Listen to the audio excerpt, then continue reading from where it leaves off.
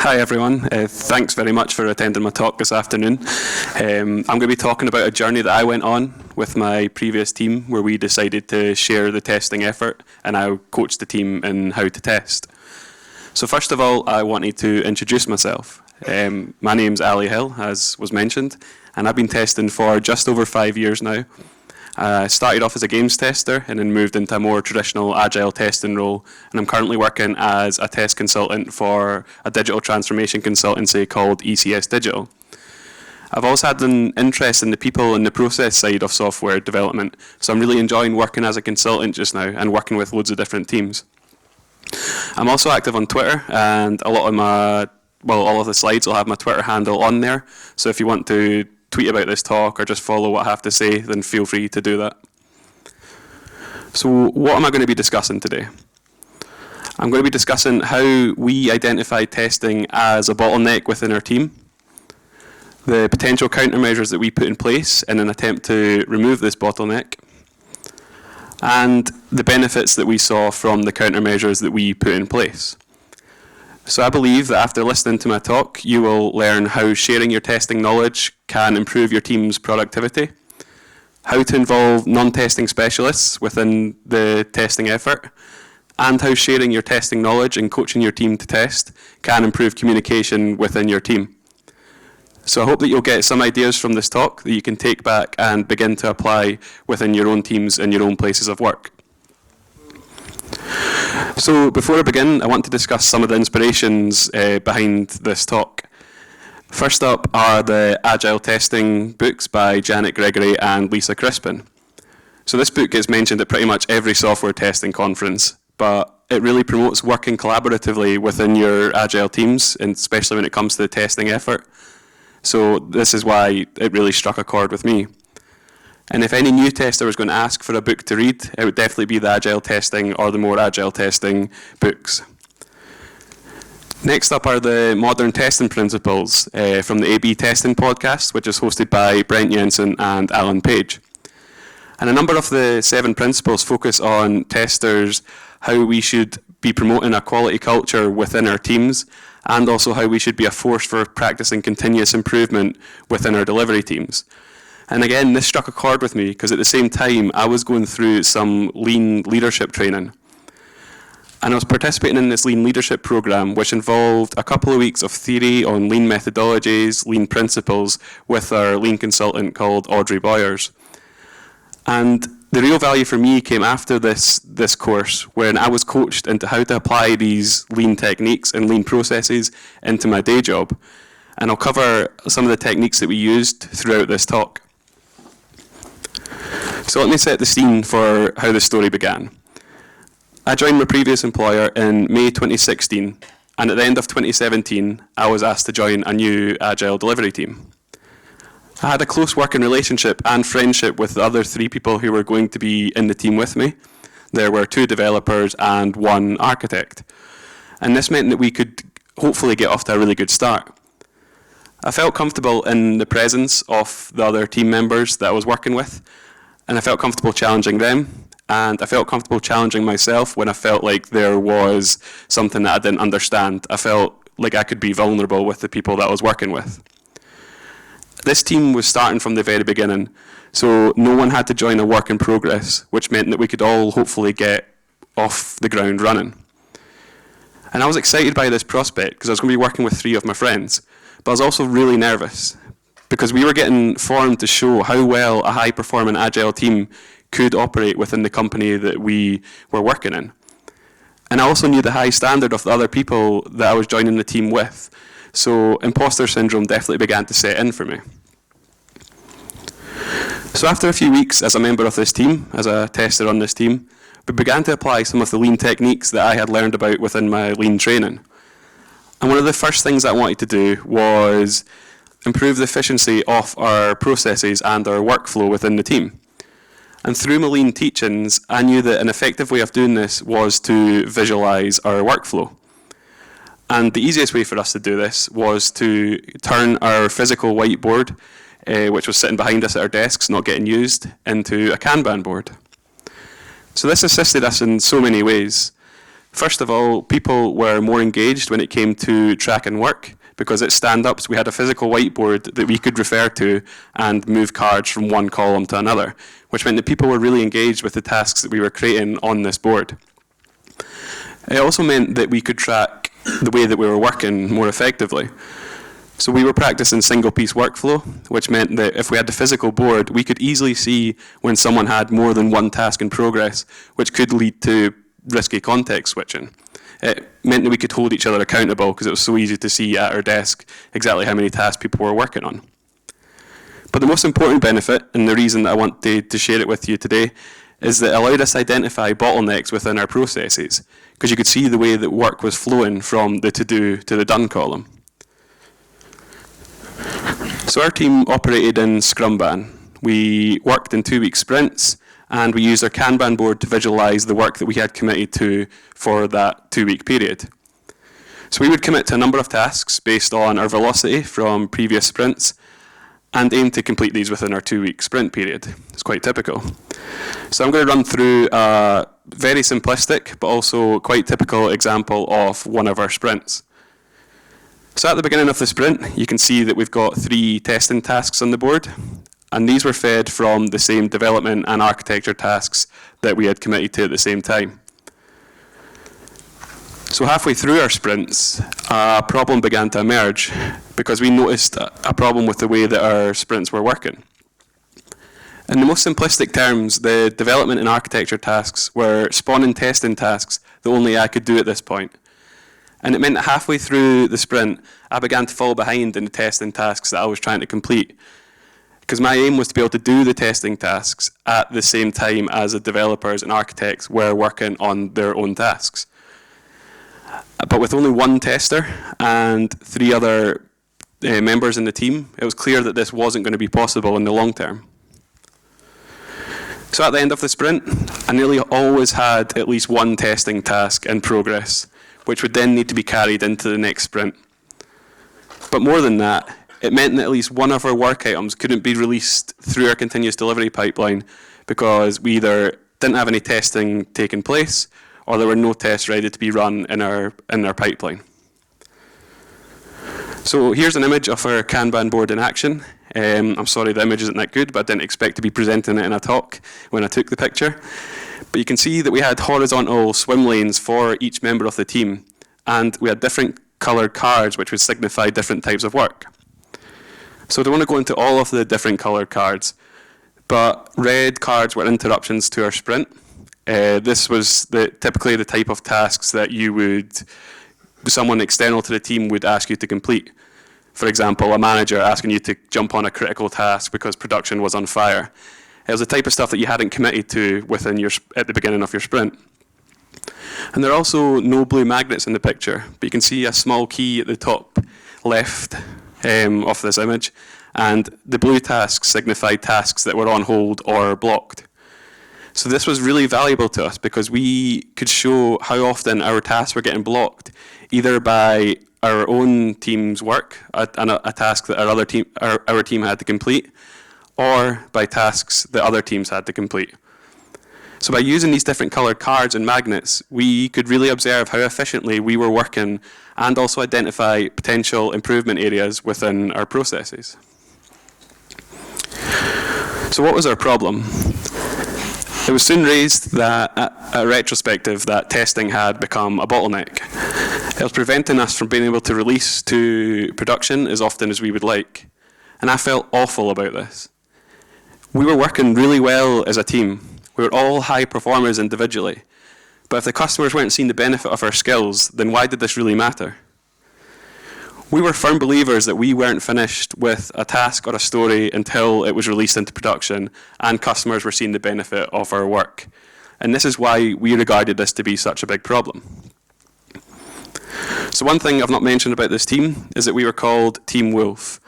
And it's not after the animal, but it's after Winston Wolff from Pulp Fiction. So we picked this name ourselves because the architect in our team really enjoyed Winston Wolff's famous line, "I'm Winston Wolff, I solve problems." We wanted to be able to solve our own workflow problems. There was a culture problem in the organisation that I was in that people teams would raise negative points at retrospectives or have workflow problems, but they would expect managers or other teams to fix those problems for them. We wanted to be able to tackle these issues ourselves.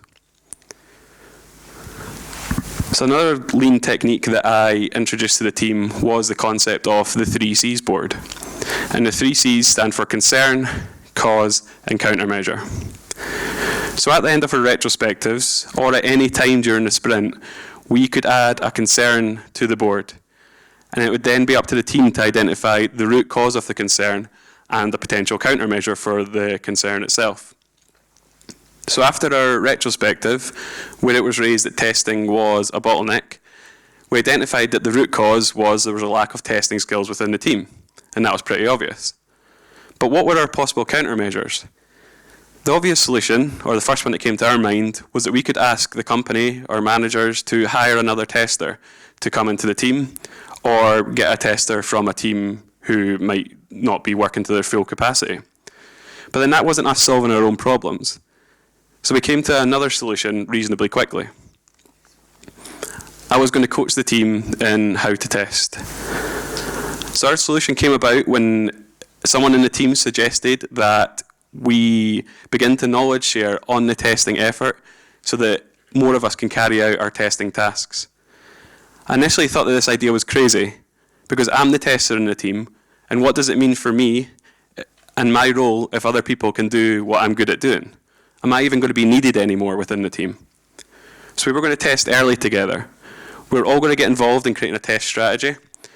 We were all going to ask the right questions at the idea stage, and we were all going to get involved in writing test automation. So my role was going to change. I would still be carrying out the vast majority of the testing tasks to begin with, but with my guidance, the whole team was now going to be responsible for testing. And this made me nervous. But I had to remember what I'd learned from the resources I shared at the beginning of this talk, that my role was bigger than carrying out testing tasks. I was there to support the team in delivering a quality product. So I'm going to go into more detail about what it was that we did within our team to share the testing effort. So testing begins before any line of code is written. So when a development idea or a product feature idea is being suggested to your team by your product manager or whoever gives the ideas to your team, then it's important that we ask questions of this person of how this functionality is going to work. So our product manager would come to our desks at random times, and I'm normally the type of person who likes to sit down and process all the information that I've been given and write down a list of questions that I can take back to the product manager. But I realised that by doing this, I was excluding the rest of the team from the types of questions that I would be asking. The questions I would ask would be things like, what benefit does this bring to the customer? How does this affect feature B, which does the same thing elsewhere in the product? And what data do we have to suggest that this is even worth developing? So these are just some examples of the types of questions that I would ask. So what I learned to do was get the whole team involved in asking these questions. So when our product manager came to our desk, we would all get together around the whiteboard and brainstorm on the types of questions that we wanted to ask. So this helped to promote critical thinking within the team. The whole team was now involved in testing the idea, including the product manager. And by asking types of questions, we came up with examples where we refactored ideas rather than code, which meant that we were reducing waste further down the pipeline. So a concrete example that I've got of this in action came about when we were asked to display data in a specific table within our product. And we wanted to group the data based on a specific metric. So one of our developers asked whether this metric actually made sense, because in our development and in our test environment, we didn't have any of this data. So our product manager went away and looked at the production data and found that this data didn't exist in production either. So that's just an example of how asking the right questions can lead you to refactoring an idea before any line of code is written. And it allows us to be more productive because we were catching problems really early before development itself had actually begun. So after testing the ideas and asking questions of the ideas that we were getting presented with, we would sit together in a Three Amigos session and talk about what it was that we were going to develop.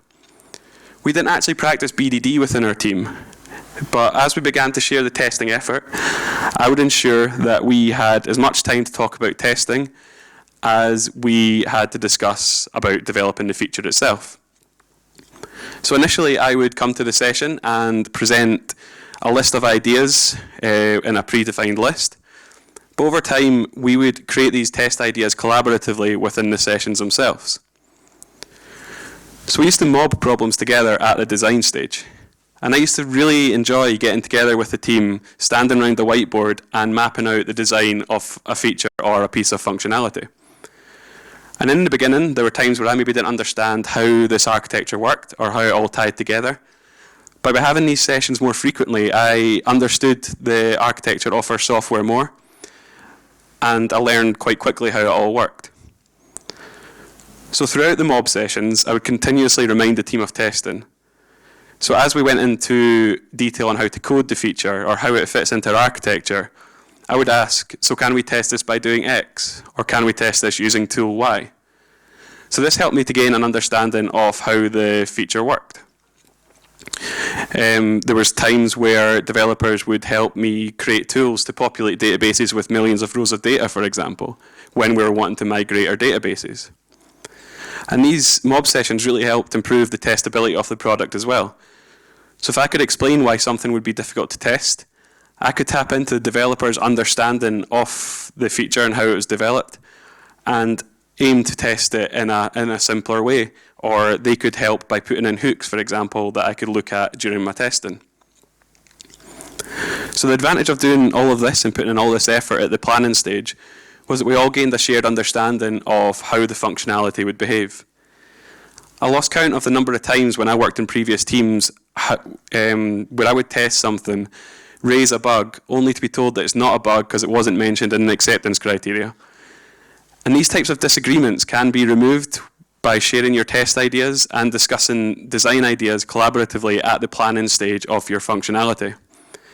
And it saves your team time, but also helps to improve your relationships as you gain a common understanding of the product.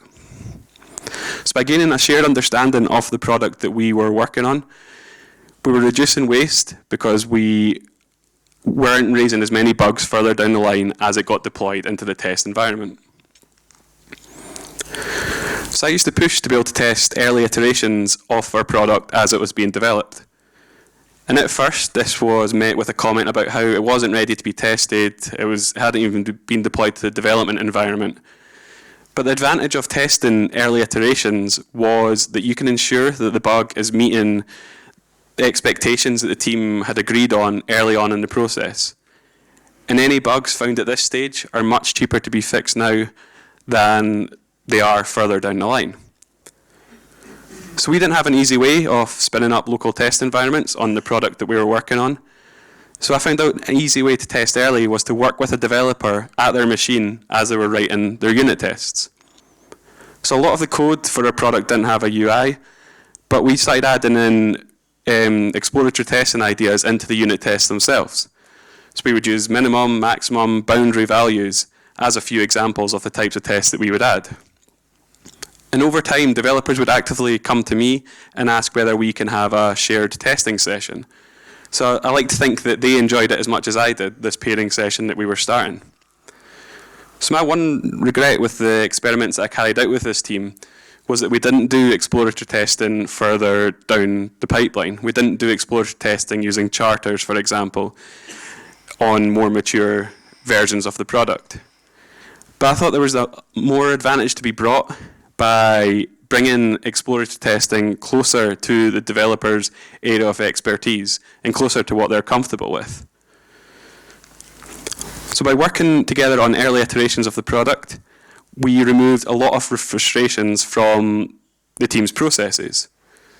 So if I can refer back to the Kanban board and the blue magnet that I was speaking about, which signifies that something is on hold, we reduced the number of times that this magnet was placed on cards that I had began testing. So as an example, I would begin the testing, move it to the in progress column, but as I raised a bug, I would have to put the blue magnet on it until the bug was fixed by the developer and deployed into the test environment.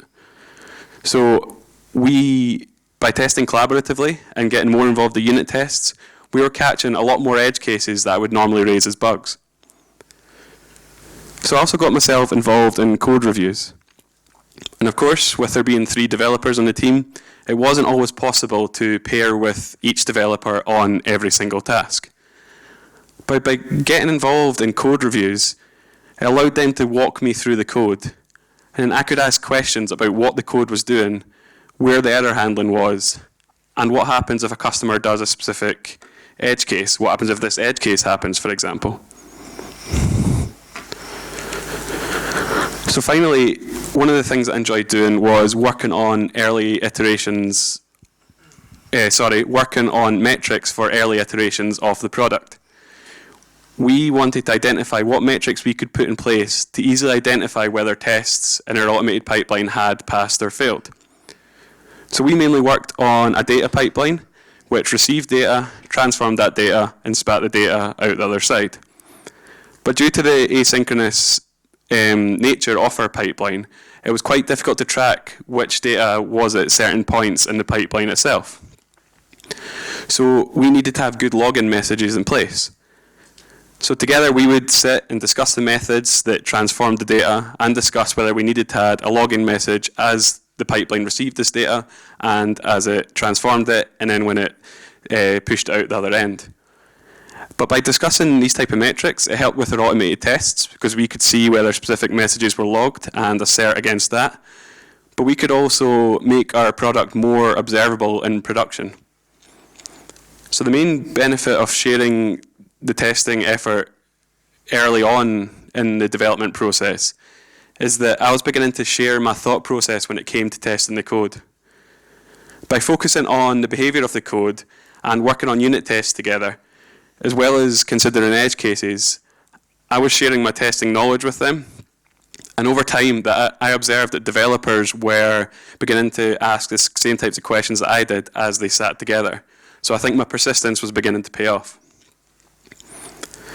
So finally, getting developers involved in automation is probably the most obvious, and it's the most obvious area where you can get developers involved in testing.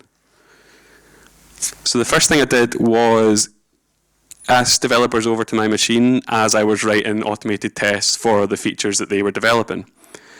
This was really useful because I could explain the infrastructure of our automation framework, and they could also make suggestions on how to improve our code. And I always made sure that once I had the code ready to be code reviewed or put up for a pull request, that I would send it to the developer working on that piece of functionality for them to review it. Because this raised awareness of the types of tests that we were going to be running in our automated pipeline. So these activities promoted shared ownership of our automated tests and our automated code base within the team. And it really wasn't long before developers began to pick up the automated testing tasks that we had on our Kanban board, and they began sending the tests to me for review. So coding is what developers are good at and what they're familiar with. And it really was a low-hanging fruit to get them involved in our automated testing framework, and it made me a better coder, which could only be good for the team as we aimed to become more cross-functional. Developers were generally able to write tests faster than me. They were writing them from our shared test design, but they also wrote tests in a more maintainable way. And by moving our automated test repository into the same repository as our production code, we were ensuring that we were maintaining a similar coding standard. So I self-taught myself how to code, but by working with experienced developers, I was learning some good coding practices. And at first, the learning curve was steep, but the developers in my team were extremely patient and took whatever time was needed to teach me some concepts and improve our automated testing framework. So what did I learn throughout this process? The key to sharing testing knowledge with your team is to make small changes each time. Don't overwhelm the team, because testing is a hard skill to learn. Tackle one area at a time and then ask the team for feedback on this area. So I was extremely lucky with the team that I had, that the idea to coach the team on testing and share the testing knowledge was suggested by the team itself. But I'm not sure how many other people would be in that same position. I think also the fact that I had a really good relationship with my team was key to the plan on coaching the team how to test succeeding and working so well. And I know that you can't be everyone's best friend at work, but do your best to forge good working relationships with the people that you work with. And when you're trialing experiments, trial them with the people that you get on with best, prove that they're valuable, and then pair up with that person to share the ideas with the rest of your team. So I hope that I've shared some of the benefits, or a lot of the benefits throughout the talk, but I just want to recap what I took away as being the benefits for the team. So communication was improved within the team. We were working closely together throughout the development process, and we were gaining a shared understanding of what we were developing. We weren't throwing work over the wall to each other, and developers were actively involved in creating test ideas, and I was involved in design specs. By collaborating and working together throughout testing, we were shortening the feedback loop, because a lot of the bugs that we'd raised before didn't have to wait to be deployed to the test environment to be found anymore. We could find them at the idea and design stage, and rework was therefore reduced. And it allowed us to ship faster, and it improved our productivity. QA was also no longer seen as the gatekeeper of quality. So instead of me being asked, how long is this testing going to take? I started to be asked, can I pick up this testing task? Can you show me how to do it? So this led to us all feeling more responsible for quality.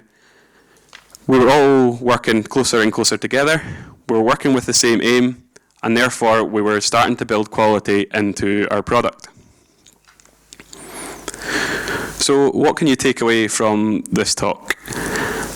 How sharing the testing knowledge can improve your team's productivity. Some ideas for getting non-testers involved in testing, and the benefits that come with having increased communication and collaboration within your team. So I want to finish my talk by sharing this quote, which is taken from the Continuous Delivery book published in 2010 by Jez Humble and Dave Farley. So the quote states that testing is a cross-functional activity that involves the whole team and should be done continuously from the beginning of the project. So I don't believe that anyone in this room is going to disagree with that quote today. But then how many of us are collaborating effectively when it comes to testing? So that concludes my talk for today. Thank you very much for listening.